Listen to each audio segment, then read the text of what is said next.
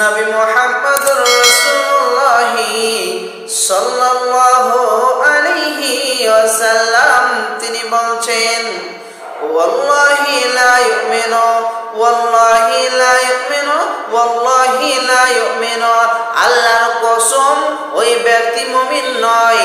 ভাষাটি আমার নয়, আল্লাহ তাবারক ওয়া তাআলার নবীর ভাষা। তিনি বলছেন ওয়াল্লাহি লা ইউমিনু, আল্লাহর কসম ওই ব্যক্তি মুমিন নয়।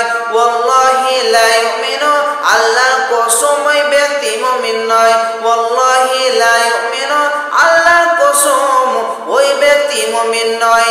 আল্লাহ নবীর মতো ব্যক্তি, আল্লাহ পরে পরে জিনার স্থান, ওই রকম ব্যক্তি তিনি তিনবার কসম করে বলছেন ওই ব্যক্তি মুমিন নয়।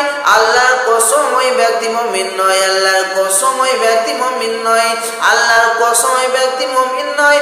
যখন তিনবার বিশ্বনবী কসম করলেন, সাহাবাগণ বললেন, ক্বালু ইয়া রাসূলুল্লাহ, ইয়া হাবিবাল্লাহ, আল্লাহর নবী গো, আল্লাহর রাসূল গো, কোন ব্যক্তি মুমিন নয়? বিশ্বনবী যার কারণে তার প্রতিবেশীরা নিরাপদে থাকে না, যে ব্যক্তির কারণে তার প্রতিবেশী নিরাপদে থাকে না, তার চলাতে, তার উঠাতে, তার বসাতে, তার লেনে, তার দেনে প্রতিবেশীরা নিরাপদে থাকে না।